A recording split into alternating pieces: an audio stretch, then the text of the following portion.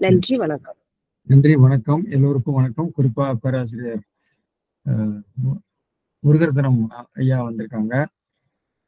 தமிழ் பல்கலைக்கழக துணைவேந்தர் பேராசிரியர் பாலசுப்ரமணியம், ராமானுஜம் சார், பேராசிரியர் ராமானுஜம் போன்றவர்களாம் வந்திருக்காங்க.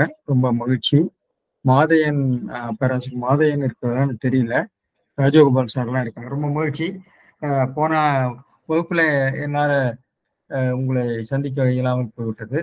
இப்பொழுது நான் உங்களோடு இந்த திரையை பகிர்ந்து கொள்கிறேன். திரை எங்கிருக்கு? நம்ம 2 திருக்குறள் பார்க்க போறோம். பிறநெல் விளையாமை என்ற ஒரு சங்கடமான ஒரு செய்தி. அதை பற்றி நம்ம நினைக்கிற போது இந்த விதிகளை நீங்க இந்த அதிகாரத்துல மட்டும் பாத்தீங்கன்னா, இந்த அதிகாரத்தினுடைய சிறப்புகளை பற்றி நான் சிலதெல்லாம் சொல்லிட்டு இருந்தேன். இந்த அதிகாரத்துல வியங்கோலே இல்லை. வழக்கமாக திருக்குறள்ல வியங்கோல் அமைப்பு நிறைய இருக்கும். அதாவது இந்த இலக்கணம் அல்லது அறநூல் விதிகளை சொல்லுகிற போது 2 முறைகள் உண்டு. அது குறிப்பாக விளக்கவியல் முறையில சொல்றது இலக்கணத்துல. அதாவது இப்படி இருக்கிறது என்று சொல்வது ஒன்று, இப்படித்தான் சொல்ல வேண்டும் என்று சொல்வது விதிமுறை இலக்கணம். பிரிஸ்கிரிப்டிவாங்க, டிஸ்கிரிப்டிவ்னு சொல்லுவாங்க. அது பெரும்பாலும் இலக்கணத்துல நம்முடைய மரபிலக்கணங்கள் வந்து பெரும்பாலும் விளக்க முறையிலும் இருக்கும், விதிமுறையும் இருக்கும். இது வந்து நம்முடைய தமிழ் இலக்கணம் அதனுடைய சிறப்பு என்று கூட சொல்வார்கள். பெரும்பாலும் வந்து இலக்கண விளக்கவியல் முறையில அதிகமாக இருக்கிறது. அது இந்த விதிகளை காலந்தோறும் நிகழ்ந்து கொள்ளக்கூடிய முறையில அது பிரிஸ்கிரிப்டிவாக முற்றிலும் இருக்காது என்று சொல்வார்கள். ஆனால் அறநூல்கள்ல வந்து விதித்தன செய்தலும் அதாவது அதை குற்றமானவர்களை நீக்குதலும் என்று சொல்லி 2 கருத்து உண்டு. ஆனால் ஒரு விதிகளை எழுதும்போது அந்த விதிகளுக்குரிய இலக்கணம் அல்லது டெஃபினிஷன், இலக்கணம்னா டெஃபினிஷன் அல்லது விதி, ரூல் எழுதுகிற போது அந்த நிகழ்வுகள் என்று சொல்லக்கூடிய டேட்டா, தரவுகள் அல்லது இலக்கியத்தை வைத்துக் கொண்டுதான் அவர்கள் இலக்கணத்தை நம்ம எழுதுவோம், அல்லது விதிமுறைகளை நம்ம எழுதுவோம். விதிமுறைகள் காலந்தோறும் மாறும். அதாவது நம்ம நிகழ்ச்சிகள்ல காணக்கூடிய அந்த இது மாறுபாடுகள் வருகிற போது அந்த மாறுபாடுகளுக்கு ஏற்ற மாதிரி விதிகளை மாற்றி, இப்ப கூட அண்மையில பார்த்தீங்கன்னா இந்தியன் பீனல் கோட் என்று ஒன்று இருந்தது ரொம்ப காலமாக. அதை இப்பொழுது ஹிந்தியில மாத்திருக்காங்க. ஹிந்தியில மாத்தி நிறைய விஷயங்களை அவர்கள் அனுபவத்துல மேம்படுத்தி இருக்கிறதாக சொல்றாங்க. அதனால வந்து அது ரொம்ப கடுமையாக ஆக்கப்பட்டிருக்கிறது என்று ஒரு கருத்து இருக்கிறது. எனவே விளக்க முறையில கூறுகிற போது பார்த்தீங்கன்னா பெரும்பாலும் டெஃபினிஷன் தான் இருக்கும். பண்பு கூறல் அல்லது பதம், அதனுடைய பயன் இருக்கும், விளைவு இருக்கும், அல்லது அதனால கிடைக்கக்கூடிய தண்டனை இருக்கும். ஆனால் இதை செய்யாத என்று சொல்லி விதிமுறை இருக்காது. இங்க இந்த இயல்ல விதிமுறையே இல்லை, எல்லாமே விளக்க முறையாகத்தான் இருக்கிறது.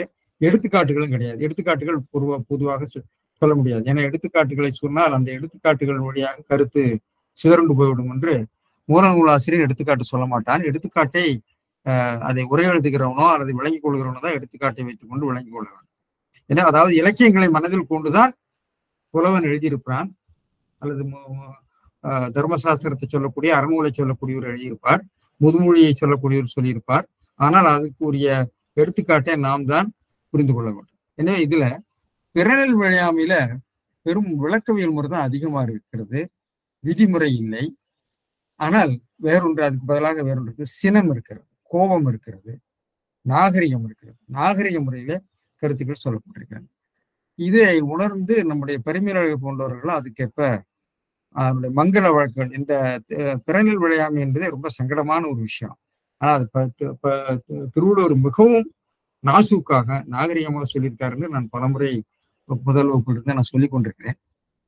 ஆனால் இன்றைக்கு நிறைய பேர் வந்து திருக்குறளை எளிமைப்படுத்தி எழுதுவதாக எழுதுகிறார்கள். நல்ல முயற்சி. திருக்குறளை யார் வேணாலும் என்ன வேணாலும் செய்யலாம். எளிமைப்படுத்த போகிற போக்கு இருக்கிறது. ஆனால் அதாவது அது கவனமா இருக்கணும். அதாவது நீங்க வந்து எளிமைப்படுத்துவது என்றும் போது அது சிறுமைப்படுத்தி விடக்கூடாது. அது ரொம்ப கவனமா இருக்க வேண்டும். என்றால் ஒரு விஷயத்தை எளிமைப்படுத்துகிற போது திருக்குறள் வந்து மிக நாசூக்காக சொன்ன விஷயத்தை நாம வந்து உதாரணமா விழுந்தாரில் வேறல்லர் மன்ற தெளிந்தாரில் தீமை பிரிந்து ஒழுகுவார்ங்கிறத போன திருக்குறளை படிச்சோம். அது தெளிந்தாரில் தீமை அப்படின்னு சொல்லியிருக்காரு. ரொம்ப அழகா நாசுக்கா சொல்லியிருக்காரு. அதை நம்ம படக்குன்னு நம்பி பழகியவன் மனைவியை தொட்டவன் உயிரோடு இருந்தும் செத்தவனை போன்றவன் என்று சொல்ற போது அதை எளிமைப்படுத்தி இருக்காரு. அந்த எளிமைப்படுத்தின் மூலமாக அந்த அந்த ஒரு நாகரிகம் போய்விட்டது என்று நான் நினைக்கிறேன். அதனால நம்ம திருக்குறளுக்கு உரை எழுதுகின்றவர்கள் அது எளிமைப்படுத்துகிறவர்களாக இருக்கட்டும், புதிய உரைகள் எழுதுகிறவர்களாக இருக்கட்டும், ரொம்ப கவனமாக எழுத வேண்டும். மூல நூலாசிரியனுடைய அந்த சொல் பொருள் என்பதை பார்க்கும்போது அவனுடைய நோக்கம் அல்லது அவனுடைய பண்பு அல்லது அவனுடைய நடை அல்லது அவனுடைய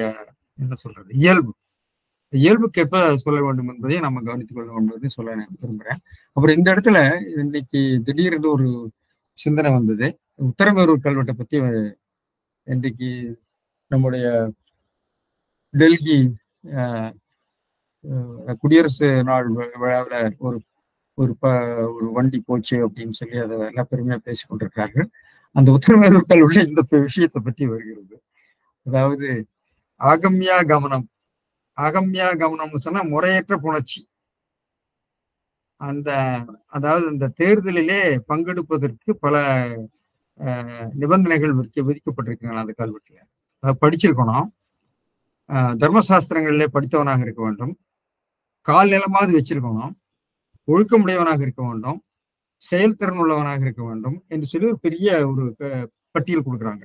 படிப்பு, சொத்து, பண்பு, செயல்திறன், இதெல்லாம் சொல்லி. அப்புறம் குற்றங்கள், அவன் கையூட்டு இருந்தாலோ அல்லது ஆகம்யா கவனம் போன்ற, அதாவது பரதிரவியம் அபகரித்தான், பிறர் பொருளை அபகரித்தவன். ஆகம்யா கவனம்னா ஆகம்யான்னு சொன்னா முறையற்ற அர்த்தம், கவனம்னா புணர்ச்சி, முறையற்ற புணர்ச்சி, இன்செஸ்ட் அல்லது என்னென்னமோ இருக்க, அதெல்லாம் அது செய்திருந்தால், ஆகம்யா கவனம் செய்திருந்தால் பிராணாந்திகமா அவன் தகுதியற்றவன், ஹோல் லைஃப் இஸ் டிஸ்குவாலிஃபைட் என்று சொல்லியிருக்கிறாங்க. எனவே அதான் விழியாது நிற்கும் பழி அப்படிங்கிறது இங்க வருது. அவன் ஒரு முறை செய்து விட்டால் அவன் பிராயச்சித்தம் செய்து அகம்யா கமனம் செய்தவன் பிராயச்சம் செய்து சுத்தரானாரையும் பிராணாந்திகம் விலக்கி வைக்க வேண்டும் சொல்லி அவன் இது மாதிரி முறையற்ற செயல்களை செய்து பிராயச்சித்தமெல்லாம் பண்ணியிருந்தாலும் அவன் என்றைக்குமே அந்த தேர்தலில் நிற்க முடியாது என்று சொல்லி அதில் சொல்லியிருக்காங்க. அதை நான் நினைவு கொண்டு வந்தேன். இந்த திருக்குறள் படித்த போது அது மிகவும் முக்கியமாக எனக்கு பட்டது. அதுதான் இந்த விழியாது நிற்கும் பழி. நம்ம இந்த திருக்குறளுக்கு போகலாம். எளிதன இல்லிறப்பான் எஞ்ஞான்றும் எய்தும் எஞ்ஞான்றும் விழியாது நிற்கும் பழி. எளிதன இல்லிறப்பான் எய்தும் எஞ்ஞான்றும் விழியாது நிற்கும் பழி. 145வது திருக்குறள். எனவே எளிது அப்படிங்கிற ஒரு வாக்கியம், தனக்கு எளிது, எய்துதல் எளிது, தனக்கு எய்துதல் எளிது என்று சொல்லி என என்பது ஒரு வாக்கியத்தை கொண்டு முடிந்த இடைச்சொல். எளிது என தனக்கு எளிதென்று நினைத்து, என என்று நினைத்து இடைச்சொல். இல்லிறப்பான், எவ்வளவு அழகா சொல், இல்லிறப்பான் திறனுடைய இல்லின்கண்ணே மிகுமவன், ட்ரெஸ்பாசிங் அனதர்ஸ் ஹவுஸ், அவ்வளவுதான் சொல்லியிருக்காரு. ரொம்ப நாசுக்கா சொல்லியிருக்காரு. இல் இறப்பான், இறப்பான்னா நாம நினைக்கக்கூடிய செத்துப்பானான்னு அர்த்தம் இல்லை, செத்துப்பானான்னு பொருள் சொல்லலாம்னு பவானர் சொல்லியிருப்பார் ஒரு பொருள். ஆனா அந்த இடத்துல வராது, அப்படி வராது. அப்படியே எடுத்துக்கொள்ளலாம் என்று சொல்லி அவர் ஒரு ஒரு சிறப்பு பொருளாக அதை நினைத்து பார்க்கலாம்னு சொல்லுவார். அந்த இல்லில போய் அவன் வேணா சாக போறான் அப்படின்னு சொல்லி கொலை உண்டு, அதுக்குரிய எடுத்துக்காட்டுகளாம் நான் போன வகுப்புல நான் சொன்னேன். எளிதன இல்லிறப்பான் எய்தும் எஞ்ஞான்றும் வெளியாது நிற்கும் பழி. மிகுமவன் எல்லா நாளும், எஞ்ஞான்றும்னா எல்லா நாளும் அழியாது நிற்கும் பழியை பெறுவான். வெளியாதுங்கிறதுக்கு அழியாதுன்னு எடுத்துக்கிறார்.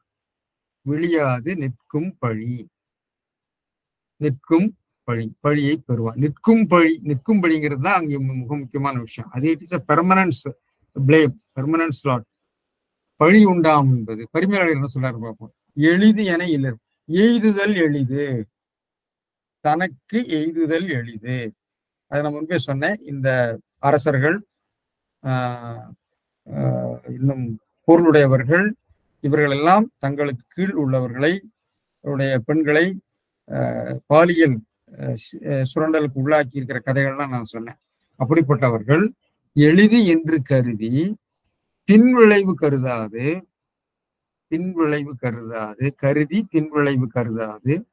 பிற நில்லின்கண் இறப்பான் கடந்து செல்கின்றவன் விழியாது எஞ்ஞான்றும் நிற்கும் பழி எய்தும். அதுல மாய்தல் இன்றி, விழிதல்னா மாய்தல், அழியாது, மாயாது நிற்கும் பழின்னு அவர் எடுக்கல, மாய்தல் இன்றின்னு சொல்லிட்டார். மாயாது என்ற வினையச்சத்தை மாய்தல் இன்றி என்ற 2 சொல்லாலே பொருள் சொல்லியிருக்கிறார். He paraphrased வினையச்சம் மாய்தல் அழியாது என்பதை, அதாவது விழியாது என்பதை விழிதல் இன்றி. இது ஏன் சொன்னார்னா, மாயாது என்பது மாய்தல் இன்றி, விழியாது விழிதல் இன்றி. நீங்க இப்படி பேரப்ரைஸ் பண்றப்ப அதனுடைய பொருள் பரப்பு விரிகிறது. ஏனென்றால் அவன் தூங்காது படிக்கிறான், தூக்கம் இல்லாமல் படிக்கிறான். தூக்கம் இல்லாமல்னா தூக்கம் இல்லாதனாலே எடுக்கலாம், தூக்கம் இல்லாமை நின்று பற்றி படிக்கிறான் என்று வரும்.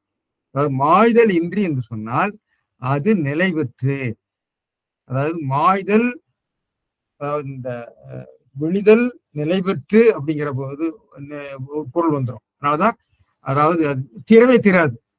மாய்தல் இன்றி, மாயாதுன்னு சொல்றதை விட மாய்தல் இன்றி என்று சொல்கிற போது அந்த எதிர்மறை பொருள் இன்னும் நீட்டு வருகிறது. அதனாலதான் மாய்தல் இன்றி என்று பொருள் சொல்லியிருக்காரு. எனவே பரிமேலழகர் இது மாதிரி விஷயங்கள ரொம்ப கவனமா இருப்பார் பொருள் சொல்றது. மாய்தல் இன்றி எஞ்ஞான்றும் நிலை நிற்கும், நிற்கும்ங்கிறதுக்கு நிலை நிற்கும் குடிப்பழி, பழிங்கிறது குடிப்பழின்னு பொருள் சொல்லியிருக்காரு. ஏன்னா குடிப்பழின்னு சொன்னா அது அவனுடைய பரம்பரையா, அவனுடைய குலத்துக்கே அது பழியா நிற்கும். அது நம்ம கிராமங்கள் எல்லாம் நமக்கு தெரியும், பல வரலாறுகள்லாம் தெரியும். எனவே இங்கேயே நம்ம பார்க்கிறோம், இந்த உத்தரமேரூர் கல்வெட்டுலயே பார்த்தீங்கன்னு சொன்னா, அவன் பிராணாந்திகம், அவன் அயோக்கியனா யோக்கியம் இல்லாதவன் என்ன சொல்லியிருக்காங்க, குடிப்பழியினை எய்தும். அதனாலதான் அவரு குடிப்பழி. மாய்து விழியாதுங்கிறது மாயாது என்பதை மாய்தல் இன்றி நிலை நிற்கும் என்று இந்த சொற்களை எல்லாம் சேர்த்திருக்கிறார். எனவே அந்த திருக்குறளுடைய உட்பொருளை இன்னும் நன்கு விரிவுபடுத்தி புரிந்து கொள்வதற்கேற்ற சொற்களாலே அவர் உரை செய்திருக்கிறார். அது ரொம்ப கவனித்து நாம் பார்க்க வேண்டாம். அதற்கு அங்கே இடம் இருக்கிறது, என்பதை நாம புரிந்து கொள்ள வேண்டும். எனவே இல்லின்கண் இறத்தல், இல்லாள்கண் நெறி கடந்து சேரல், அதை அப்படியே சொல்லிட்டு இல்லாள்கண் நெறி கடந்து சேருதல் என்று சொல்லி ஒரு நாசுக்காக பொருளை சொல்லிட்டு போயிடுறாரு. எனவே அடுத்தது பொழிப்பு. மூவாவது உழைப்பு. இச்செயல் எளிது என எண்ணி பிறனுடைய மனைவிடம் நெறிதவறி செல்கின்றவன் எப்போதும் அழியாமல் நிலை நிற்கும் பழியை எய்துவான் சொல்லி பெரும்பாலும் பரிமேலழகர் ஒட்டித்தான் அவருடைய உரை இருக்கும். சரங்கவாணி கூட எய்துதல் எளிதன என்று பிறன் மனைவியிடம் நெருங்கிடம் கிடப்போன்னு எப்பொழுதும் முடியாது, அதே மாதிரிதான் சொல்லியிருக்காரு. இதனுடைய வாக்கியம் என்னன்னு சொன்னா ரொம்ப சாதாரணமான வாக்கியம் தான். நான் முன்பே சொல்லியிருக்கேன், இதுல இருக்கக்கூடிய வாக்கியங்கள் சாதாரணமான வாக்கியங்கள். அது எப்படி ஒரு யாப்புக்குள்ள கொண்டு வந்து ஒரு நிலைவேறுடைய வாக்கியங்களாக, நமக்கு நினைவில் இருக்கக்கூடிய வாக்கியங்களாகவும் மிகவும் பொருள் ஆழத்தை கொடுக்கக்கூடிய வாக்கியமாக மாற்றிருக்காருங்கிறத பார்ப்போம். எளிதன இல்லிருப்பான் எஞ்ஞான்றும் ஒழியாது நிற்கும் பழி எய்தும். உரைநடையில் சொன்னா எவ்வளவுதான், வெறும் சாதாரண உரைநடை தான் வாக்கியம். அவன் இறப்பான், விழியாது நிற்கும் பழி எய்தும். எய்தும்னா எய்துவான். எய்தும் என்ற செய்யும் என்னும் முற்று தொல்காப்பியர் சொல்லியிருக்கிற விதிப்படி நம்முடைய திருக்குறள் காலத்திலும் எய்தும் என்பது பல்லூர் வழக்கை தவிர மற்ற எல்லா இடத்துக்கும் வரும். எய்துவான், எய்துவாள், எய்தும் என்ற அவை எய்தும், அது எய்தும் என்று வரும். அதனாலதான் எய்தும்னே பொருள் சொல்லியிருக்காரு. ஆனா அவர் என்ன பண்ணியிருப்பாருன்னா பெருவான்னு போட்டிருப்பார். மணக்குடவர் மட்டும் அவர் கால மொழியில இருக்கக்கூடியதை பயன்படுத்துவாரு. பரிமேலழகர் வந்து பெரும்பாலும் தொல்காப்பியரும் திருக்குறளும் என்ன மொழி ஆட்சியோடு அதை செய்திருக்கிறார்களோ அந்த முறையிலேயே பொருள் சொல்வார். அதையும் நீங்க கவனித்துக் கொள்ள வேண்டும். இப்ப அதனுடைய சொல்லடை பார்க்கிற போது எளிது அப்படிங்கிறது வினைமுற்று, குறிப்பு வினைமுற்று. எய்துதல் எளிது, எளிது என, என என்பது இடைச்சொல். அது வந்து வினையை குறிக்கக்கூடிய, வினைனா ஒரு வாக்கியத்தை குறிக்கக்கூடிய, வாக்கியத்தை கொண்டு முடியக்கூடிய இடைச்சொல். தனக்கு எய்துதல் எளிது என என்று இடைச்சொல், வினை இடைச்சொலாக வருகிறது. சரி. இல் பின்விளைவு கருதாது பிற நெல்லின்கண், இல்லாள்கண் 146 சொல்லுவார். அடுத்தது இல்லாள்கண். சரி. இறப்பான், இறப்பான நெறிகடந்து செல்வான்னு அர்த்தம். இறப்பான் சிலேடை என்று போவானர் போல் சொல்லுவாரு, பார்த்துக்கலாம். வெளியாதுங்கிறது மாய்தல் இன்றி, அதாவது அதனால் என்ற பொருளுக்காக மாய்தல் இல்லாததனால நிலை நிற்கும். அதாவது என்றைக்குமே அது வந்து மாய்தல் இன்றி இருப்பதனாலே அது நிலை நிற்கும் என்று ஒரு காரண பொருளை கொண்டு வருவதற்காகத்தான் இந்த வினையச்சத்தை இப்படி பேராபிரைஸ் பண்ணி பொருள் சொல்லியிருக்காரு. இவ்வாறு விளக்கப்பட்டது. எஞ்ஞான்றும்ங்கிறதுக்கு அப்படியேதான் பொருள் எழுதிட்டாரு. நிலை நிற்கும் பழி, குடிப்பழின்னு அவர் சொல்லிட்டார். பழிங்கிறது குடிப்பழி, ஒரு ஆகுபேராக நம்ம எடுத்துக்கொள்ள வேண்டும். இதுவே எய்துவான். சரி, நான் முன்பே சொன்னேன், அந்த தூங்காமல் படித்தான் தூக்கம் இல்லாமல் படித்தான், தூக்கம் வராததால் என்ற ஒரு இது வருகிறது பார்க்கிறோம். இந்த எளிது அப்படிங்கிறது திருக்குறள்ல புள்ளிய எய்தல் எளிது அப்படின்னு இன்னொரு திருக்குறள்ல கூட வருது. எளியங்கிறது வருது, எளியர் வருது, எளியன் வருது. இதெல்லாம் திருக்குறள் இருக்கக்கூடிய எளி என்ற, எளிது என்ற சொல்லினுடைய அடியிலிருந்து வரக்கூடிய சொற்கள். இதுல உப்பை பகுதியில சிலர் காட்டியிருக்காங்க. அதுல வந்து பெரிய திருமொழியில அவர் வந்து பெரிய திருமொழி குலசேகர ஆழ்வார் அந்த அந்த அந்த அந்த 10 இதுவும் படிக்கிறப்போ கொஞ்சம் கஷ்டமா தான் இருக்கும். சூது, களவு, காமம், பிறனல் விளைதல், பிறர் பொருள் வெகுதல், இவரன்மை, கொலை, மனமொழி மெய்களால் தீமை செய்தல் போன்ற தீமைகளிலிருந்து நான் தப்பிப்பதற்காக என்று அவர் ஒரு திருக்குறள் கருத்தையெல்லாம் மனசுல வச்சுக்கிட்டு அந்த 10 பாடல் எழுதியிருப்பார் போல் இருக்கு, தெரியல. அதுல இத ஒரு திருக்குறள் சொல்ற போது அவர் அதுக்கு ஒரு தண்டனை கூட சொல்றார். அதாவது திருக்குறளை சொல்லாம விட்டதை ஒரு விரிவுபடுத்தி இப்ப நம்முடைய பெரிய திருமொழியில சொல்ற சூதினை பெருக்கி களவினை துணிந்து அப்படின்னு அது வரக்கூடிய அந்த திருக்குறள்ல அடுத்த திருமொழியில பொம்புலாங்கூந்தல் மனைவியை துறந்து பொருள் தாரம் பரதிரவியம் பரதாரம் என்ற ரெண்டையும் கவர்தல். பிறதிரவியம் பிறதாரம், பிறர் பொருள் தாரம் என்று இவற்றை நம்பினார் இறந்தால் நமன் தமர் பற்றி எற்றி வைத்து எரி எழுகின்ற செம்பினால் இயன்ற பாவையை பாவி தழுவு என மொழிவதற்கு அஞ்சி நம்பனே வந்தும் திருவடி அடைந்தே என்னை விசாரணத்துள்ளாய் என்று பாடியிருக்கிறார். அதாவது இந்த பரதாரம் நச்சுவாருக்கு என்ன நடக்கும்னா, நமன் தவறு பற்றி வைத்து எரி எழுகின்ற செம்பினால் என்ற பாவையை பாவி தழுவு. நான் முன்பே சொன்னேன், ஆகமங்கள்ல இருக்கிறது. இது மாதிரி பாவம் செய்தவர்கள் யமன் தூதர்கள் கொண்டு போய் எரி எழுகின்ற செம்பினால் சூடாக இருக்கக்கூடிய தீ பற்றி எரிகின்ற சூடாக இருக்கக்கூடிய செம்பு பாவையை தழுவு என்று சொல்வார்கள் என்ற கருத்தை நான் இங்கே சொல்லுவதற்கு அஞ்சி நம்பனே வந்தும் திருவடி அடைந்தேன்னு அவர் சொல்லியிருப்பார். இது ஒரு உண்மை பகுதிக்காக நான் இதை எடுத்தேன். அதுல வந்து எப்படி அதை விரிவுபடுத்துறார், அந்த திருமொழியில வந்து திருக்குறள் கருத்துக்களை கொண்டு வந்து வரிசையா சொல்லி கொண்டு போகிறார் என்று எனக்கு தோன்றியது. அதனால அதை சொன்னேன். சரி, எனவே இந்த திருக்குறளுக்கு எந்த அளவுக்கு நாம சொல்லி நிறுத்தி விட்டு அடுத்த திருக்குறளுக்கு போலாம் நினைக்கிறேன். அடுத்தது வந்து ஒரு சம பண்ணி சொல்றார். இந்த 6 திருக்குறள், இது வரைக்கும் நாம் பார்த்த 6 திருக்குறளும் இந்த தவறை செய்கின்றவன் அடைகின்ற தீமைகளைத்தான் சுட்டி இருக்கிறார். அதுல சம பண்ற மாதிரி ஒரு தொகுத்து சொல்ற மாதிரி சொல்ற. பகை, பாவம், அச்சம், பழி என 4ம் இகவாவாம் இல்லிறப்பான்கண். பகை பாவம் பாவமும் அச்சமும் பழியும் என்னும் 4 பொருளும். 4 பொருளும் சொல்லிட்டாரு. 4 பொருள் இல்லை, அது குற்றம். 4 அப்படிங்கிறது ஆகுபெயர், எண்ணாகுபெயர். எண்ணாகுபெயரா குற்றத்தை குறிக்கிறது. பகை பாவம் அச்சம் பழிங்கிறது மேல்நிலையில சொல்லாக சொன்னார் குற்றம். ஹைப்பரோ இதுல சொன்னீங்கன்னு சொன்னா அது வந்து குற்றம் என்ற குற்றம்.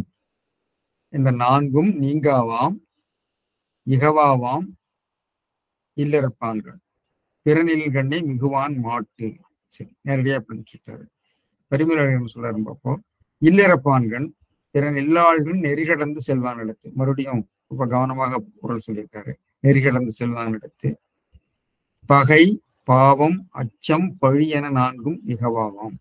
பகையும் பாவமும் அச்சமும் குடிப்பழியும். அப்படியும் பழி அங்க சொன்னார் குடிப்பழி, இங்கேயும் குடிப்பழி. அங்க சொன்னது மறுபடியும் இங்க மொத்தத்துல திரட்டி சொல்லியிருக்கிறார். என்னன்னா இத வந்து நம்முடைய தொல்நூல் விளக்க ஆசிரியர் அதை சொல்லுவார். இது தொகுத்து சுட்டல் அப்படின்னு நம்ம பின்னாடி சொல்றோம். இதை தொகுத்து சொல்றதுக்கு அவர் வந்து பின்னவை அகத்திணை என்று ஒரு பொருத்தி சொல்றாரு. வித்தியாசமா அகத்திணை பொருத்தினை சொல்லுவாரு. அதுல ஒரு பகுதியாக சொல்லியிருக்காரு. குடிப்பழிவின் இந்நான்கு குற்றமும். 4 என்பது 4 குற்றமும். இது ஆகுபெயராக எண்ணல் ஆகுபெயராக குற்றத்துவம். பொருள் இல்லை, குற்றம். ஒரு காலும் நீங்காவாம். ஒரு காலும் நீங்காவாம். இகவாமம்னா ஒரு காலும் நீங்காது. நீங்குதல் இகந்தல் இகத்தல் அப்படிங்கிறது 12வது துணை பிரிவு. இகத்தல் அப்படிங்கிற சொல் திருக்குறள்ல வருகிறது. நம்ம பார்ப்போம். ஒரு காலும் நீங்காவாம். எனவே இருமையும் இழத்தல் பெற்றாம். இருமையும் இழத்தல் பெற்றான்னு சுருக்கமா சொல்லிட்டு போயிட்டாரு. பகையும் அச்சமும் இம்மையில வர்றது, பழியும் பாவமும் மறுமையில வர்றது. அதனாலதான் இருமையும் இழத்தல் பெற்றாம் என்று இதை வெளிப்படையாக சொல்லல, திருவள்ளுவர் சொல்லல. இது நீங்க குறிப்பட்சமாக இதை பொருள் கொள்ள வேண்டாம். அதை ஒரு சுட்டி காட்டியிருக்கிறார்.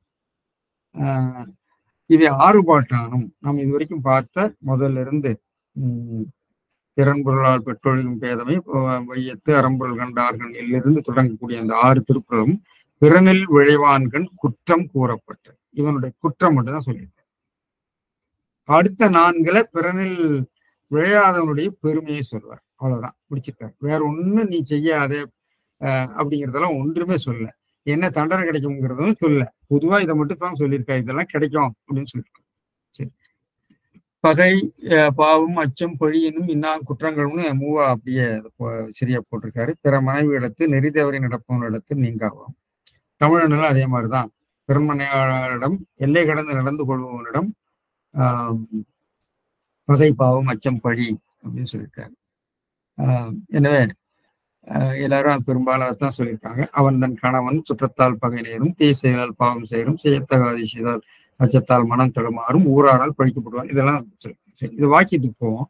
இல்லிறப்பான், இதை எளிமையா நீங்க வாக்கியமா சொன்னீங்கன்னா, இல்லிறப்பான் கண் பகை பாவம் அச்சம் பழியன 4ம் இகவாவாம். இகவா அப்படிங்கிறது பன்மை வினைமுற்று, அகிரணை பன்மை வினைமுற்று. இகவா ஆம். ஆம்னு உறுதின்னு அர்த்தம். இந்த ஆம் என்பது உறுதி பொருள்ல வருகிறது, திருக்குறள்ல வருகிறது. இந்த பொருளை தமிழ் பேரகராதி பதிவு செய்யவில்லை. கிரியாகராதியினுடைய பழைய 3 பதிப்புகளையும் பதிவு செய்யவில்லை. ஆனால் இப்ப 3ஆம் பதிப்பிலே ஆம் என்பது உறுதி பொருள்ல வருங்கிறத பதிவு செய்திருக்காங்க. இதை நான் முன்பு திருக்குறளை நடத்துகிற போது திருக்குறள் சொல்லடைகளை இதை குறித்து வைத்திருக்கிறேன். இது இந்த இடத்த தேற்ற பொருள்ல வருகிறது ஆம் என்பது திருக்குறள் என்று அதை நான் கீழே விளக்குவேன். இந்த ஆம் என்பது பொதுவா நமக்கு ஆம்னா இன்றைக்கு வருவானா, ஆசிப் மழை பெய்யுமா, வரலாம், இது மாதிரி பொருள் தான் சொல்லியிருப்பாங்க. இது உறுதி பொருள்ல வருகிறது. இன்றைய தமிழ்ல வருகிறது. நான் எடுத்துக்காட்டு காட்டுறேன், நான் பேசுறேன். இல் அப்படிங்கிறதுக்கு ஆகுபெயரால் பிறன் இல்லாள்கண் பிறப்பான்கண் நெறி கடந்து செல்வான். சரி, அதுல வினையாளனின் பேர். பகை என பாவம் என அச்சம் என பழி என பகை என என்று இந்த என என்பதை எல்லா இடத்துலையும் சேர்க்கணும்னு ஒரே ஆசிரியர் சொல்லுவாங்க. இந்த பொருள்ல வரக்கூடிய என என்பது பொருள்ல வரும். எண்ணுப்பொருள்ல வரக்கூடிய என இது என வேண்டியன் என்று இதை சொல்லுவாங்க. இதை எல்லா இடத்தையும் சேர்க்கணும் அப்படிங்கிறது ஒரு விதி. எனவே பகையன, பாவமென, அச்சமென, பழியென, பகையென என்று சொல்லி அப்படி அச்சமும் குடிப்பழியும் என என்னும் என்னும் நான்கும் ஆகுவேர் முற்றுமை. அதாவது நான்குங்கிறது 4 குற்றம்ங்கிறது மேல்நிலை சொல்லாக சொல்கிறார். இந்த 4னுடைய பொதுநிலை பொருள். இகவா ஒரு காலம் நீங்கா. இது வினையாளனின் பெயராகும். இகவாவன ஆகும். அவை இகவாவன ஆகும். ஆகும் என்பது இந்த இடத்துல ஆகும் என்ற வினைமுற்று ஆம் என்ன தெரிந்திருக்கிறது. இது இலக்கணாக்கம் பெற்று கிராமட்டிக்கலைஸ் ஆகி இடைச்சொல் போல இருக்கிறது. அது உறுதிப்பொருளை தருகிறது. ஏ போல தேட்ட பொருளை தருகிறது. இகவாவாம், இகவா, இகவாவனவே என்று அர்த்தம். இக்காலத்திலும் பெரும்பாலும் ஐயப்பொருளிலும் இடைச்சொல்லாக வருகிறது. தமிழ் பேரகராயும் இப்பொருளை குறிக்கவில்லை. கிரியா 3ஆம் பதிப்பில் பதிவாகியுள்ளது. அதுக்கு நான் மறுபடியும் விளக்குறேன். எப்படின்னா அதை விளக்கிட்டு அப்புறம் நினைக்கிறேன். ஆமா, முதல் விளக்கிக்கலாம். ஆமுக்கு அகராதியில என்ன பொருள் சொல்லியிருக்காங்கன்னா,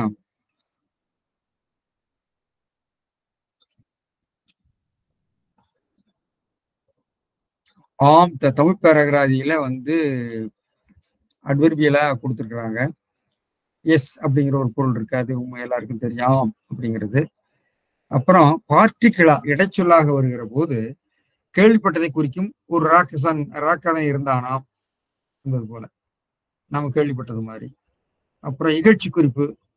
அவன் வருவானா, அவன் சொல்லுவானாமா, அவன் கொடுப்பானா, அவன் ஒன்றும் கொடுக்க மாட்டான் அப்படி இகழ்ச்சி.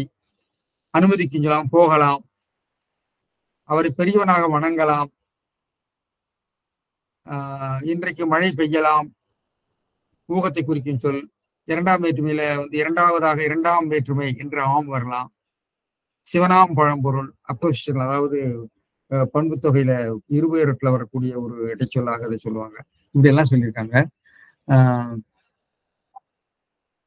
அசைநிலையம் அசைநிலையம்னு சொல்லியிருக்காரு. அது சரியில்லை. அது அதாவது பணியும் பெருமை என்பதில் ஆம் அசைநிலைன்னு யார் பொருள் சொல்லியிருக்காங்கன்னு எனக்கு தெரியல. பெருமையாளர்கள் சொல்லிருக்க மாதிரி எனக்கு தெரியல. பணியுமாம்னா ஆம் பணியுமே, பெருமை பணியும் என்று அது தேற்ற பொருள் தான், எக்ஸ்பிளிட்டிவ் கிடையாது. வந்தாம் சரி, இதெல்லாம் சொல்லி திருக்குறளை உறுதி பொருள்ல வருகிறது. ஆனா தமிழ் பேரகரால இப்பொருள் இல்லை. கிரியாவுடைய 3ஆம் பதிப்பில கொடுத்துக்கிறாங்க. பெயர் பயனிலைக்கு பிறகு வரும்போது வாக்கியத்தின் கருத்தை உறுதிப்படுத்த வரும் வினை. verb used after a nominal predicate to imply assertion. இந்தியாவில் வாழும் அனைவரும் இந்தியர்களே ஆவர். இந்த ஒப்பந்தம் வரவேற்கக்கூடியது ஆகும். ஆம் உறுதிப்பொருள் வருகிறது. அதுக்கு எடுத்துக்காட்டு கொடுத்துருக்காங்க. நான் திருக்குறள் சொல்லடைவில் அந்த காலத்திலே குறிச்சு வச்சிருக்கேன். எல்லாம் உறுதி தேற்ற பொருள் தான் வருகிறது என்று சொல்லி ஆம் வருகிற பல இடங்களும் உறுதிப்பொருள் தான் வருகிறதுன்னு நான் குறித்து வைத்திருக்கிறேன். அதை நான் எடுத்து பார்த்தேன். எனவே இந்த உறுதிப்பொருள் செம்மொழி, அதாவது செவ்விலக்கியங்களிலே இந்த பொருள் வருகிறது என்பதை நாம செம்மொழி அகராதியில பதிவு செய்ய வேண்டும். ஆம் என்பது உறுதிப்பொருளிலும் வருகிறது. அது திருக்குறளையே எடுத்துக்காட்டி இருக்கிறது என்பதை நாம பதிவு செய்ய வேண்டும். இன்றைக்கு நம்முடைய கிரியா அகராதியை பதிவு செய்திருக்கிறதுன்னு நாம் பார்க்கிறோம். இந்த இடத்துல இன்னொரு செய்தியை சொல்லி இதை உரைய முடிக்கலாம். அதாவது இகவா அப்படின்னு ஒரு சொல் இருக்கு. எனவே ஆம் என்பது உறுதிப்பொருள். இகவாவாம், இகவாவனவே ஆம் அப்படின்னு அர்த்தம். அது அசைநிலையோ அல்ல மற்றதோ கிடையாது. எனவே இதுல பாத்தீங்கன்னா இகத்தல் அப்படின்னு ஒரு சொல்றது. இகத்தல் ஒரு பிரச்சனை இருக்கு. இகத்தல் அப்படின்னு சொன்னா இகத்தல், இகந்தான், இது தாண்டுதல் என்னென்னமோ பொருள்லாம் கொடுத்துருக்காங்க. சேப்பொருள் குன்றியவனே குன்றாவன. ஆனா திருக்குறள் ஒரு இடத்துல இங்க நீங்காதுன்னு ஒரு பொருள் இருக்கு. இந்த நீங்காதுங்கிறதுக்கு என்ன பொருள் கொடுத்துருக்காங்கன்னா இதுல திவாகரத்திலிருந்து போதல், to depart, to go away, to leave, put away, எராடிகேட்னு ஒரு கொடுத்துருக்காங்க. ஆனா திருக்குறளே இருக்கிறது. திருக்குறளே அது கொடுக்கல. இந்த நீங்காது அப்படின்னு பரிமேலழகர் இகத்தல் அப்படின்னா நீங்குதல் அப்படிங்கிற பொருளே கொடுத்துருக்காங்க. அப்புறம் இன்னொரு பொருள் பிழைத்தல் ஒரு பொருள் இருக்கு. இகத்தல்ங்கிறது. இகத்தல் எங்கெல்லாம் வருங்கிறது பாத்தீங்கன்னா திருக்குறள் இகவா என்பது 2 இடத்துல வருது. பகை, பாவம், அச்சம், அழி என 4 மிகவா அப்படிங்கிறது. செருவார்க்கு சேன் இகவா இன்பம், இன்பம் சேன் இகவா. அறிவிலா அஞ்சும் பகைவர் பெறின் செருவார்க்கு இன்பம் சேன் இகவா அப்படின்னு கொடுத்துருக்காங்க. அப்புறம் இகவாமின்னு ஒன்று திருக்குறள். இகவாமை அப்படிங்கிறது ஒரு அருமையான திருக்குறள். இழைத்தது இகவாமை சாவாரை யாரே பிழைத்தது ஒரு திருக்குறள். ஒரு அருமையான அற்புதமான ஒரு திருக்குறள். இது நம்முடைய மறைந்த வேலுப்பிள்ளை பிரபாகரனுக்காக சொன்ன திருக்குறள் என்று நான் அந்த காலத்திலே சொல்லுவேன். வேலுப்பிள்ளை பிரபாகரன் போது திருவள்ளுவர் இவரை பத்தி என்ன சொல்லியிருக்காருன்னு நான் தேடின போது எனக்கு இந்த திருக்குறள் கிடைத்தது. இழைத்தது இகவாமை சாவாரை யாரே பிழைத்தது ஒரு திருக்குறள். இதுக்கு பரிமையாளர் அருமையாக பொருள் சொல்லியிருப்பாருக்கு. இகவாமை அப்படிங்கிறது வினையச்சம். இகவாமல், பிழைக்காம, தப்பு பண்ணாம. அதாவது பரிமையாளர் பொருள் சொல்ற போது இழைத்தது இகவாமை சாவாரை யாரே பிழைத்தது ஒரு கிற்பவர். தாம் கூறின வஞ்சினம் தப்பாமை பொருட்டு சென்று சாபவல்ல வீரரை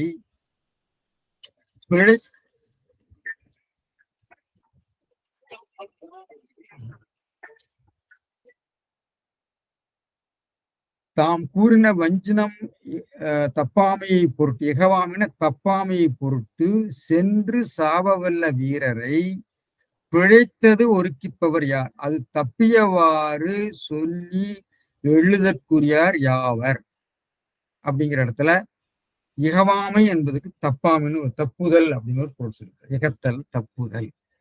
அப்போ இந்த பொருள் நம்ம தமிழ் லெக்சிகன்ல கூட வரல, திருக்குறளையே இருக்கிறது. தப்புதல், தவறிப்போதல், பிழைத்தல் என்ற பொருள்ல இருக்கிறது.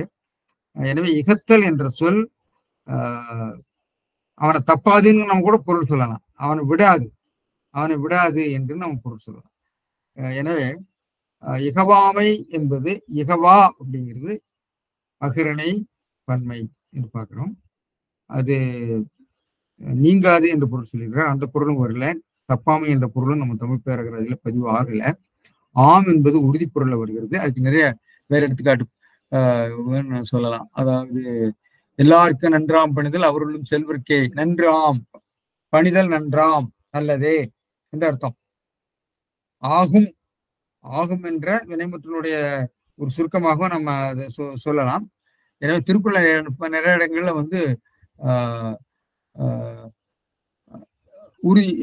இந்த உறுதி பொருள்ல வந்திருக்கிறது. அதை நாம் உதாரணமா பார்த்தீங்கன்னா இந்த இடத்துல நிழல் நீரும் இன்னா தமர் நீரும் இன்னாவாம், இன்னாசையின் இன்னாவாம் என்று சொல்லி அங்கேயும் வருகிறது. இப்படி நிறைய எடுத்துக்காட்டுகள்லாம் நான் பார்த்த போது யாதானும் நாடாமால், நாடாம் நாடே, யாதானும் நாடேன்னு அர்த்தம். நாடு ஆகும் ஆகும் என்று அவங்க சொல்றாங்க. அது வினைமுற்று வடிவமாக எடுத்துக்கலாம். அது அதனுடைய சுருக்கமாக நம்ம இதை விளங்கி கொண்டால் இது தேற்ற பொருளை வருகிறது. திருக்குறளை இந்த தேற்ற பொருள்ல தான் பயன்படுத்தியிருக்கார். காரியம் ஆகுமாகாதாங்கிறது அது வேற பொருள். எனவே திருக்குறளை இந்த உறுதி பொருள் என்ற ஒரு அமைப்பு இருக்கிறது. அதை நாம் சேர்த்து கொள்ள வேண்டும். இகத்தல் என்பதற்கும் உள்ள பொருளையும் நாம் சேர்த்துக் கொள்ள வேண்டும் என்பது எனக்கு இடைப்பிரவர்களாக இந்த செய்திகள் வந்தன. இப்பொழுது சில உண்மை பகுதிகளை நம்ம பார்க்கலாம். உண்மை பகுதிகளில் நாலடியார், நான் எல்லாத்தையும் சொல்ல போறதில்ல. நாலடியார்ல அறம், புகழ், கேண்மை, பெருமை இந்நான்கும் பிறந்தாரும் நச்சுவார் சேரா, இதெல்லாம் சேராது. பிறந்தாரும் நச்சுவார் சேரும் பகை, பழி, பாவம் என்று அச்சத்தோடு என்ன, இது 2வது திருக்குறளை வச்சு சொல்லியிருக்கிறார். இது திருக்குறள் இருக்குது. இதை விட பேராசிரியர் சோனா கந்தசாமி ஒரு உண்மைப்பதி சொல்றார். தம்மபதத்துல இருந்து ஒரு எடுத்துக்காட்டு சொல்லியிருக்கிறார். தம்மபதத்தில் இருக்கக்கூடியது தம்மபதம் திருக்குறளுக்கு முற்பட்டதா பிற்பட்டதா என்று நமக்கு தெரியாது. ஆனால் உண்மை பகுதி என்றுதான் நான் சொல்லுவேன். ஏனென்றால் தம்மபதத்திலே உள்ளதைத்தான் திருக்குறள் எடுத்துக்கொண்டார் என்று சொன்னால் சில முரண்பாடுகள் வருகிறது. உதாரணமாக நாடாகுன்றோ காடாகுன்றோ என்ற தம்மபத செய்யுள் நாம் எல்லாம் எழுதியிருக்கிறாங்க, நிறைய பேர் எழுதியிருக்கிறாங்க. தம்மபதத்தை தான் ஔவையார் மொழிபெயர்த்தார் என்று எழுதியிருக்கிறாங்க. ஆனா பீட்டர் ஷால்க்கு அது இல்லைங்கிறார். அது மொழிபெயர்ப்பாக இருக்க முடியாது என்று சொல்லி ஒரு கட்டுரை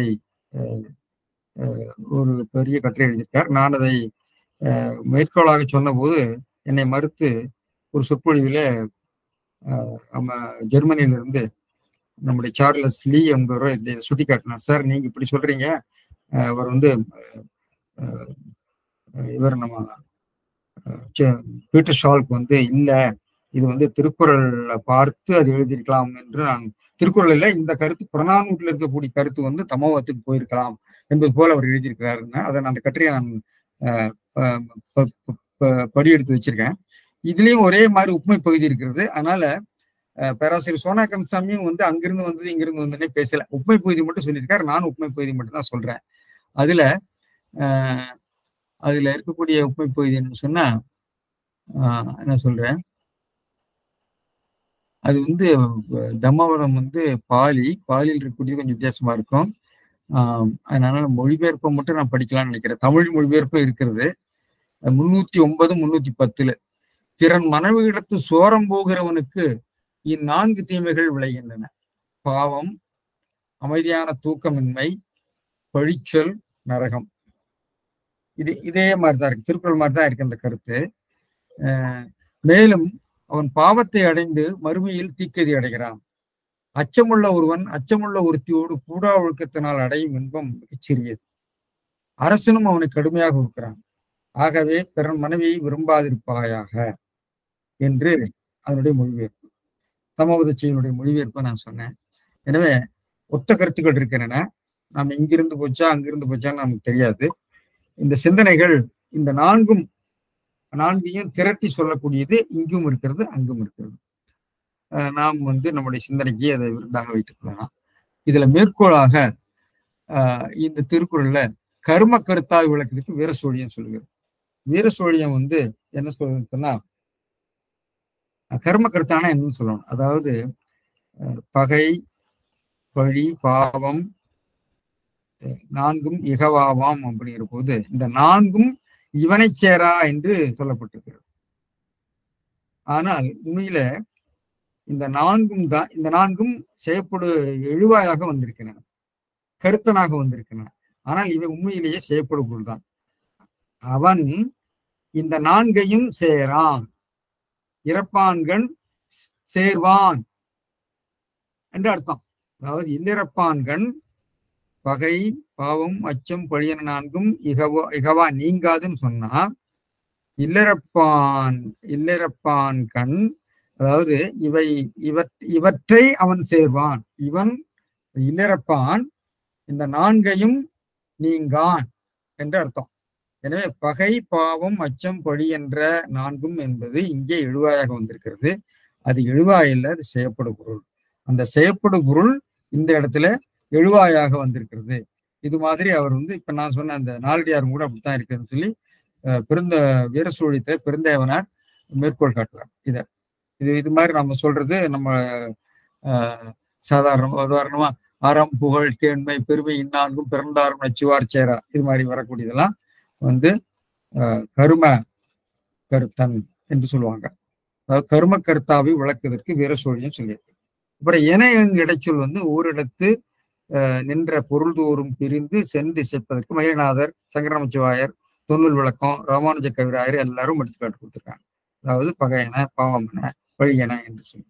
அடுத்தது வீரமாமுனிவர் வந்து இதை தொகுத்து சொல்றாரு. அதாவது இந்த அவர் என்ன சொல்றாருன்னா, பின்னவை முன்னவை பின்னவை பின் நடந்தன பண்ணி தன்பொருள் பயன்பட பகர்தலே என்பதற்கு அவர் சொல்ற போது பாருங்க, பாகை, பாவம், அச்சம், பழியன நான்கும் இகவாவாம் இழப்பான்கள். இதிலே பிறமனை விரும்பலாகாது என்பது காட்ட விரும்பின பின்னர் வரும் பகை, பாவம், அச்சம், பழியன நாட்கேடுகளை காட்டின அதனால் பின்னவை அகத்திணை ஆயிற்று. இதை மொத்தமா திரட்டி சொன்னதுனால பின்னவை அகத்திணை அப்படின்னு ஒரு பாகுபாட்டை சொல்றாரு. அந்த பாகுபாட்டுக்கெல்லாம் இப்ப நாம் போக வேண்டாம். அதுக்கு வேற முன்னவகைக்கு வேற எடுத்துக்காட்டுன்னு சொல்லியிருக்காரு. பின்னவைக்கு தேம்பாவணியிலிருந்து வேற எடுத்துக்காட்டுலாம் சொல்லியிருக்காரு. எனவே இது ஒரு எடுத்துக்காட்டாக இருக்கிறது. பிறகு இந்த கண் என்பது ஏழநூறுவின் கண் கொண்டு முடியும் சொல் செய்யுட்கண் முற்பட்டு நின்றமைக்கு. அவன் கண் அப்படிங்கிறது கொண்டு முடியும் சொல் செய்யுட்கண் முற்பட்டு நின்னும்னா கடைசியில வந்திருக்குது அப்படிங்கிற செய்யுட்கண் கடைசியில வந்திருக்கிறதுக்கு அதாவது வேற்றுமை தொடர் கடைசியில வந்திருக்கிறதுக்கு ராமானுஜ கவிராயர் தொன்னூல் விளக்கம் போன்றவர்கள்லாம் உதாரணமாக சொல்லியிருக்காங்க. எனவே இதுதான் மேற்கோளாக இருக்கிறது. எனவே இந்த அளவுக்கு இந்த விஷயத்தை நான் நிறுத்திடலாம்னு நினைக்கிறேன். இது தொடர்பாக இன்னும் வேற செய்திகள் சொல்வதற்கு நிறைய இருக்கின்றன, நிறைய ஒப்புமை பகுதிகள் இருக்கின்றன. அவற்றையெல்லாம் நான் விளக்க விரும்பவில்லை. இந்த செய்திகளை பலரும் பல கோணத்துல அவர்கள் கோணத்தில் சொல்லியிருக்காரு. ஆனால் திருவள்ளுவர் அதை ரொம்ப நாகரிகமாக சொல்லியிருக்கார் என்பதை மட்டும் சொல்லி இந்த உரையை நான் நிறைவு செய்யலாம் நினைக்கிறேன். நன்றி, வணக்கம். ஐயா வணக்கம், ராமசாமி பேசுறேன். இப்ப ஆம் அப்படிங்கிறது மண் அப்படிங்கிற விகுதி மாதிரி உறுதி அப்படிங்கிறது வர மாதிரி சொல்லிட்டு இருந்தீங்களே, ஏன்னா பாதியில தான் நான் இணைந்தேன். ஆம் யாதானும் நாடாமால் ஊராமால் என்னொருவன் சாந்தனையும் கல்லா, அதன் ஆம் என்பது உள்ளியது எய்தல் எளிதுமண் மற்றும் தான். அந்த மண்ணும் ஆமும் கிட்டத்தட்ட ஒரே பொருள்ல தான் வருதுங்க, உறுதிங்கிற பொருள் அப்படிதான் வருது. பணியுமா என்று பெருமை.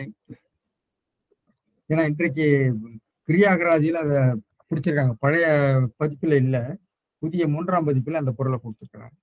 இந்த ஆம் என்பது உறுதி பொருள்ல வருது அப்படிங்கிறத, உறுதி பொருள்ல நிச்சயமாக திருக்குறள்ல வருகிறது என்பதை நாம பல திருக்குறள்ல பார்க்கலாம். அதுதான் நான் சொன்னேன். அதே போல நெஞ்சத்தான் ஆக்கம், அதே போல சொல்லுங்க சொல்லுங்க நீங்க சொல்லுங்க.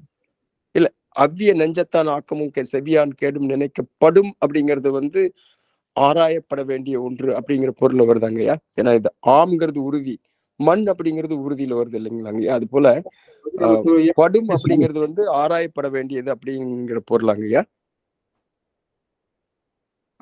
படுங்கிறது உங்களுக்கு அது செயற்பாட்டு வினையில சொல்லியிருக்காரு. ஆராயப்படும், ஆராய வேண்டும், படுங்கிறது வேண்டும் என்ற பொருளை வருதுன்னு சொல்லி இலக்கண கொத்து ஆசிரியர் விளக்கம் சொல்றார். இந்த படும் என்பது செயற்படு பொருள், செயற்பாட்டு வினை வடிவத்தில் இருந்தாலும் வேண்டும் தகும் அப்படிங்கிற பொருள்ல படும் என்பது வருகிறது திருக்குறள்ல என்று சொல்லி, அது வேண்டும் என்ற பொருளை விதிப்பொருளை தரும் படும் என்று அவர் சொல்லியிருக்கார். அதுக்குரிய பொருள் வேண்டும்ங்கிற பொருள் சொல்லியிருக்கார். அப்ப இந்த இடத்துல அவ்விய நெஞ்சத்தான் ஆக்கும் செவியான் கேடும் நினைக்கப்படும் என்பது நினைக்க வேண்டும், அப்படி நினைக்க வேண்டும்ங்கிற பொருள் சொல்றாரு இலக்கண கூத்தாசிரியர். அதுக்கு விதியும் அமைச்சிருக்காரு. வேண்டும் தகும் படும், படும் என்பது தகும் படும் என்ற பொருள்ல வரும் என்று ஒரு விதியே, அவர் இலக்கண விதியே இருக்கு அவருடைய இலக்கண கூத்து. அதை நான் பேசியிருக்கேன் நம்ம இடையில. சரி, நன்றி ஐயா. வணக்கம் ஐயா, விஜயானந்த். விஜயானந்த் சொல்லுங்க, வாழ்த்துக்கள். ஐயா நன்றி நன்றி ஐயா. இப்போ அவரு பிரபாகரன் அவர்களுக்கு இந்த குரல் உரிக்கும் அப்படின்ற மாதிரி சொல்லியிருந்தீங்க ஐயா. அது அந்த ஒரு இடம் மட்டும் எனக்கு இன்னொரு முறை தெளிவா சொல்ல முடியுமா? அது நான் பெரிய சொற்பொழியே பண்ணிருக்கேன் தென்காசி திருவள்ளுவர் கழகத்துல. ஏன்னா தென்காசி திருவள்ளுவர் கழகத்துக்கு போன போது அப்பொழுதுதான் அந்த மரணம் நடந்தது. அந்த சொற்பொழியில மிகவும் துன்பத்தோட எல்லாரும் இருந்த போது திருவள்ளுவர் இதை பத்தி என்ன சொல்லியிருக்காரான்னு நான் திருக்குறளை தேடுற போது அந்த திருக்குறள் தான் எனக்கு பொருத்தமா வந்தது. இழைத்தது இகவாமை சாவாரை யாரை பிழைத்தது ஒரு. அதாவது தான் செய்த வஞ்சனத்தை தப்பாமை பொருட்டு தன் உயிரை கொடுத்தவங்கிட்ட எப்படி நீ குற்றம் கண்டுபிடிக்க முடியும்? நீங்க ஒண்ணும் குற்றம் கண்டுபிடிக்க முடியாது. இழைத்தது இகவாமை சாவாரை யாரே பிழைத்தது ஒரு. இப்ப அவன் செய்ய முடியாம போய்விட்டதை பற்றி யார் தண்டனை கொடுக்க முடியும்? யார் இது தப்பு சொல்ல முடியும்? You cannot blame him. He has sacrificed his life. இது பிரபாகரனை மனசுல வச்சுதான் திருவள்ளுவர் எழுதினாருன்னா இது மாதிரி ஒருத்தன் இருந்திருப்பான், ஒரு வீரன் இருந்திருப்பான் அந்த காலத்துல. அதுதான் நான் சொன்னேன். அது இகவாமைங்கிறது இகவாது தப்பாமை பொருட்டு, தப்பாமல் தான் சொன்ன வஞ்சனத்தை தவற விடாமல் இருப்பதற்காக தன் உயிரை ஈந்தான் ஒருத்தன். அவனை போய் நீ எப்படி நீ குற்றம் சொல்ல முடியும்? அவன் சாதிக்கவில்லை என்று அதுதான் திருக்குறள். சரி சரி. அந்த இகத்தல் எடுத்த போது அது போயிடுச்சு. அங்க சொல்லுங்க. சரிங்க, நன்றி. ரொம்ப அதாவது நாம ஒரு காரியத்தை நினைத்து செய்கிற போது அதுக்காக நாம் பொருளை இழக்கலாம், உயிரை இழக்கலாம். ஆனா அதுக்காக நம்ம குற்றம் சொல்ல முடியாது இல்லையா? அதுதான் சொல்றேன். சரிங்க சரிங்க, நன்றி. நன்றி. சரி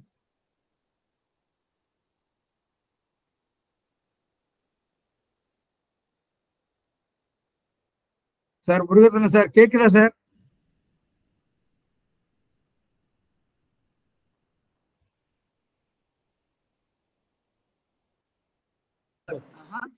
இது எடுத்துடணும்.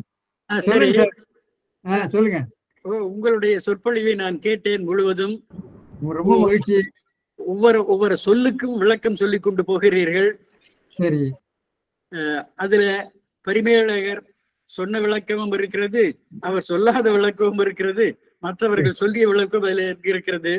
ஆகவே இப்படியாக திருக்குறளின் கருத்துக்களை இன்னும் ஆழமாக சென்று அதனுடைய சிறப்புகளை எல்லாம் நல்ல முறையில் நீங்கள் விளக்கி இருக்கிறீர்கள்.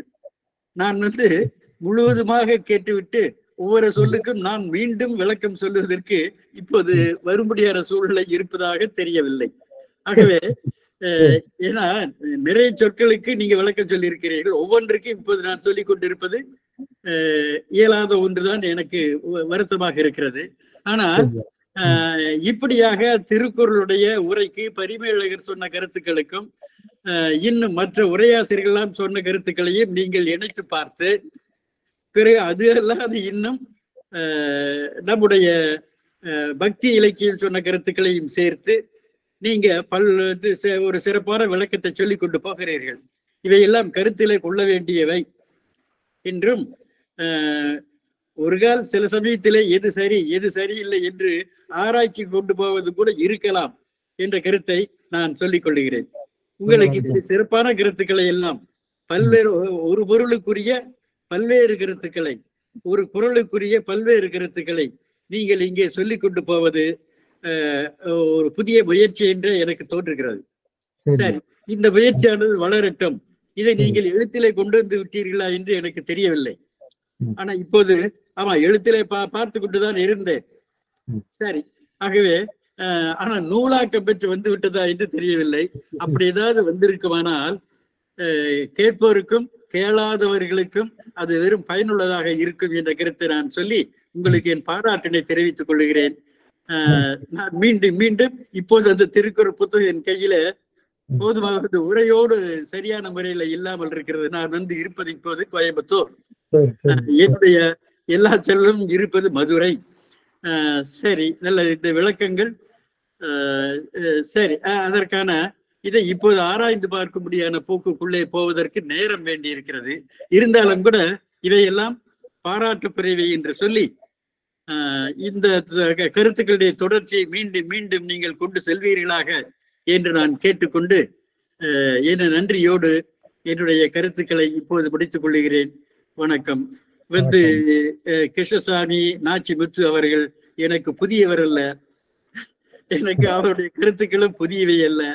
ஆகவே அவருடைய ஆழ்ந்த கருத்துக்களுக்கு நான் நன்றி சொல்லி நான் மீண்டும் ஏதாவது வாய்ப்பு கிடைக்கிற போதெல்லாம் இதிலே கலந்து கொள்ளுகிறேன் என்று சொல்லி முடிக்கின்றேன். வணக்கம், நன்றி. முருகரத்னம் ஐயா வணக்கம். அமெரிக்காவில இருந்து குழந்தைவேல் ராமசாமி. மீண்டும் நீங்க அமெரிக்காவுக்கு வருவதற்கு வாய்ப்பு இருக்காங்க ஐயா. பல முறை வந்திருந்தோம், ரொம்ப மகிழ்ச்சி. பிரபாகரன் ஐயாவோட நாங்க அன்றாட தொடர்புல தான் இருக்கு. மிக்க மகிழ்ச்சிங்க ஐயா உங்களை பார்த்ததுல. சரி சரி, பிரபாகரன் நெருங்கிய நண்பராக இருந்து இன்னும் பல கருத்துக்களை சொல்லிக் கொண்டிருக்கிறார், நூலாக்கம் செய்திருக்கிறார். அவற்றை நீங்கள் படித்து பாருங்கள். நான் அவற்றுக்கெல்லாம் முன்னுரை கொடுத்திருக்கிறேன். ஆகவே பயனுள்ளதாக இருக்கும். அதை பரப்ப முடியுமானால், பார்க்க முடியுமானால் மிகவும் நன்றி என்று சொல்லி உங்களை பாராட்டுகிறேன். சரி, நன்றிங்க. வணக்கம்.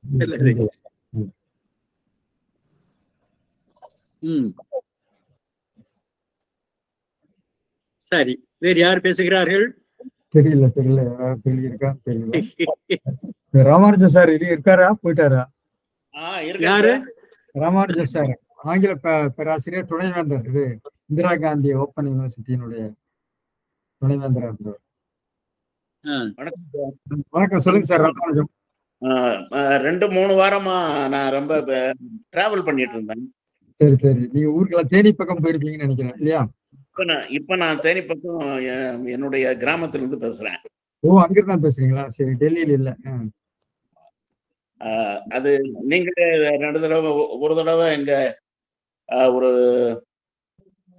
அறக்கட்டளை ஏதோ திறந்து வைக்கும் போது அது திருநெல்வேலியில புக் ஃபேரு அது தவிர இன்னும் ஒரு 2 இதுகளை வந்து நான் மிஸ் பண்ணிட்டேன் டிராவல்னால. நீண்ட இடைவெளி.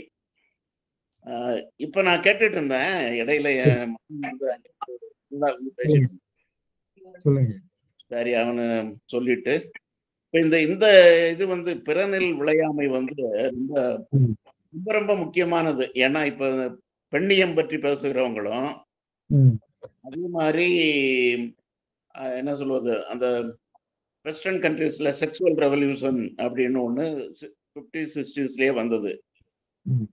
அது இப்ப வந்து ரொம்ப தறிகட்டு போயிட்டு இருக்கு. இப்ப இருக்கக்கூடிய இந்த சூழ்நிலையில இந்த அதிகாரத்தினுடைய கருத்துக்கள் வந்து எப்படி இப்ப நவீன உலகத்தோடு அதை பொருத்தி இதனால் நமக்கு வந்து சமுதாய ரீதியாகவும் தனி மனித ரீதியாகவும் எப்படி வந்து அது பயனுள்ளதாகவும் வழிகாட்டியாகவும் இருக்கும் அப்படின்ற கோணத்துலதான் நான் பாக்குறேன். உங்க விளக்கங்கள் வந்து அதுக்கு ரொம்ப துணையா இருக்கு. அடுத்த குரல்கள் வரும்போது நானும் இன்னும் கொஞ்சம் ப்ரிப்பேர்டா வர்றேன். சரி சரி சரி, ரொம்ப சந்தோஷம்.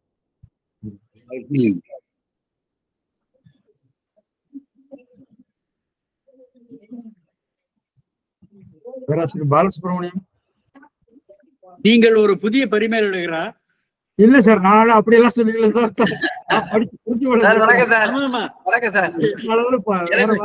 விரும்புறேன், அவ்வளவுதான்.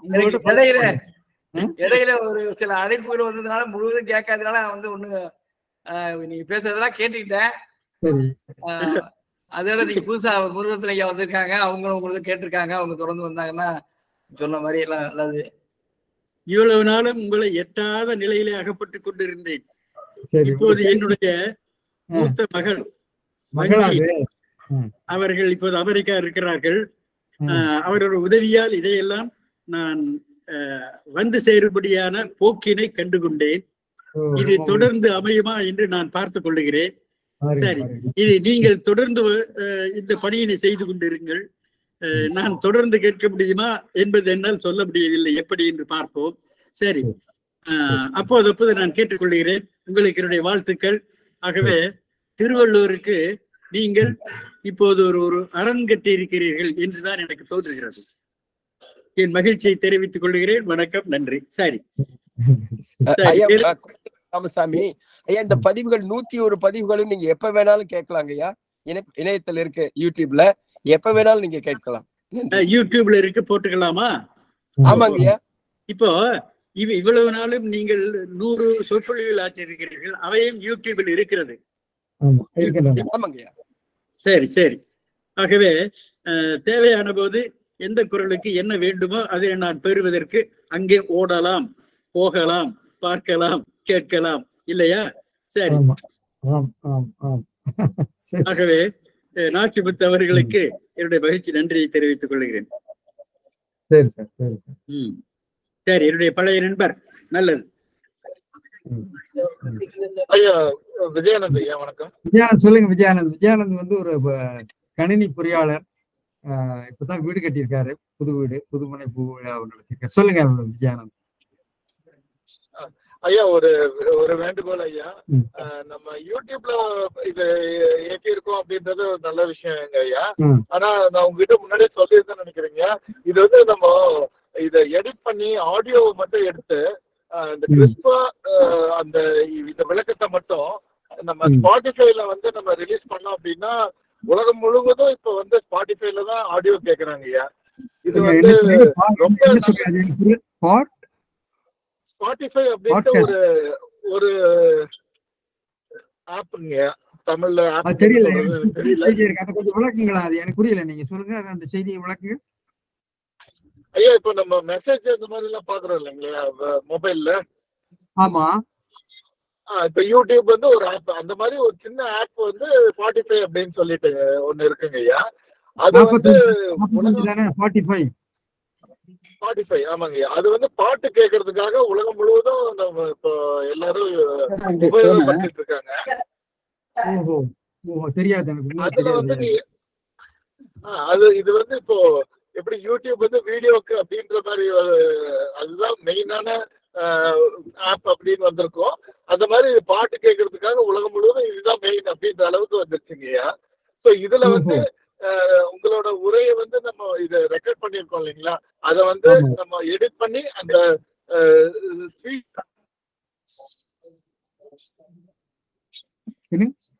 உரையை மட்டும் நம்ம ரிலீஸ் பண்ணோம் அப்படின்னா இது உலகத்துல எல்லாருமே இது பயன்படும் மாதிரி இருக்கும். குரல் மட்டும் அது ஒரு வேண்டுகோள் மட்டும் ஐயா நீங்க சொல்றது. அது நீங்களே எங்களுக்கு உதவி செய்யலாம். நான் கோயம்புத்தூர் பேசுறேன். ஏன்னா என்னுடைய வலைத்தளத்துக்கெல்லாம் இவர் தான் உதவி செய்து நிறைய போட்டிருக்காங்க.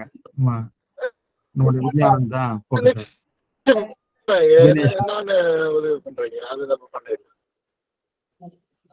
நீங்க நேர்ல வரும்போது எனக்கு அது கொஞ்சம் சொல்லுங்க. ஐயா குழந்தைவேல் ராமசாமி, நீங்க வீட்டுக்கு வாங்க வந்து ஸ்பாட்டிஃபைல எப்படி பண்ண முடியும் அப்படின்னு சொல்லிட்டு நம்ம பேசலாங்க.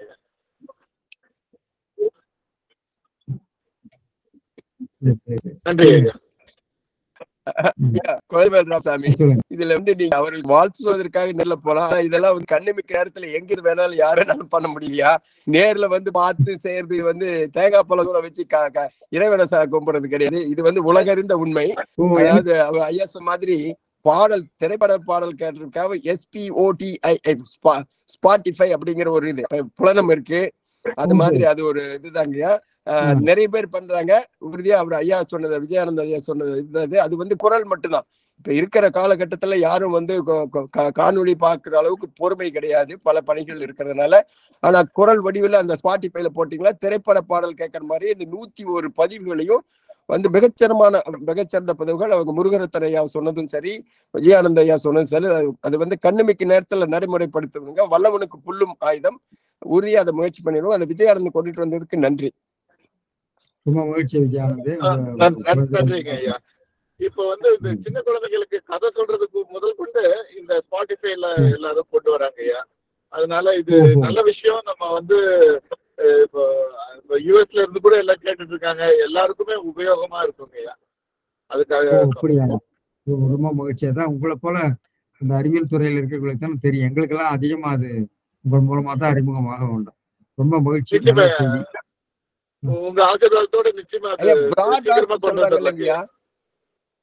ஐயா பிராட்காஸ்ட் சொல்ற மாதிரி POD பாட்காஸ்ட் பாட்காஸ்ட் அது நான் கேள்விப்பட்டிருக்கேன். இது இவர் இங்க ஸ்பாட்டிஃபை கேள்விப்பட்டிருக்கேன். என்னன்னு தெரியாது. அவர் சொல்றது ஸ்பாட்டிஃபை சொல்றீங்க. ஸ்பாட்டிஃபை சார் அது வேறயா? இல்ல அதே ஒரே இதுதாங்கய்யா. SPO spot on the spot. Spotify Spotify இல்ல ஸ்பாட் ஆன் தி ஸ்பாட்னு சொல்றாங்க. அந்த ஸ்பாட். அது சரி சரி. பரவாயில்லைங்கய்யா. எல்லாரும் தெரியல. உங்களுடைய முயற்சி தான் கடுமையானது, பெருமையானது. முருகரத்தனை சொல்ற மற்ற நண்பர்கள் இணைப்பில் இருக்க சொல்ற மாதிரி அதை கொண்டு செல்வது எங்களை போன்றவருடைய கடமை. அது உறுதியாக அதை நடைமுறைப்படுத்தலாங்க. அவர் சொன்ன மாதிரி பலரும் பயன்பெற முடியும். வண்டியில போகும்போது கூட நீங்க கேட்டுக்கொண்டு போகலாம். நன்றி. உங்கள் ஆர்வத்திற்கு நன்றி. புதிய விளக்கங்கள் தந்திருக்கிறீர்கள். சரி, நன்றி நன்றி நன்றி நன்றி. சரி, அப்ப முடிச்சிருங்க அஜிதா. எல்லாரும் அஜிதா குமாரி.